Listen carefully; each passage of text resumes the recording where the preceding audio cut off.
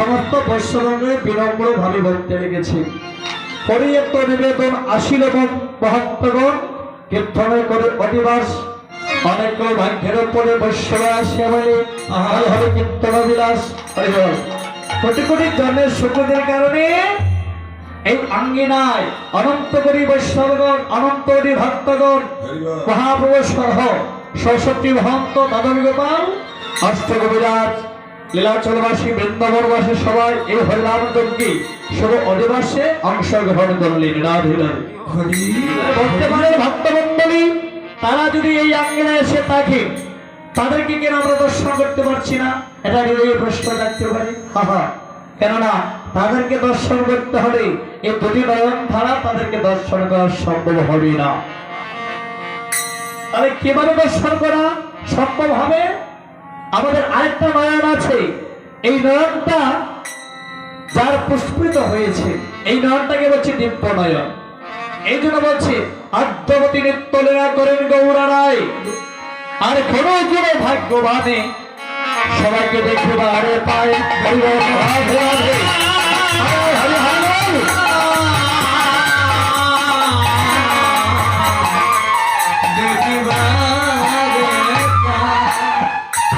যার তার ভাগ্য হবে না।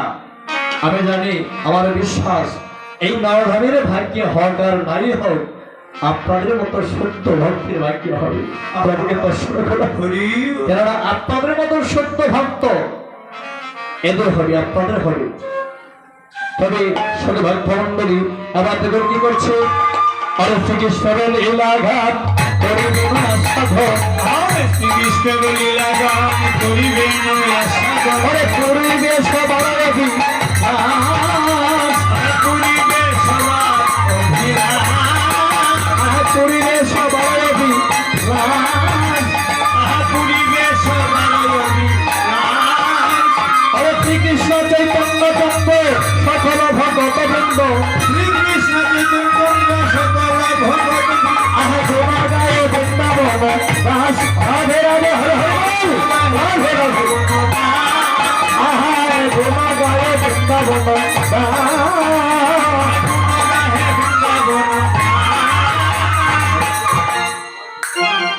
এখানে কি হবে? শুভ দিবস কীর্তন হচ্ছে, তাই বলছে শ্রীকৃষ্ণ লীলাগান করিবে না সাধন, পড়বে সবার মনের অভিলাষ। যারা সঠিকভাবে আমার রাধা গোবিন্দ লীলাটা আস্বাদন করবে, ভক্তের মনের অভিলাষ পূর্ণ হবে। বাহাদুর বলছে। এবার দেখুন, রামরম্বা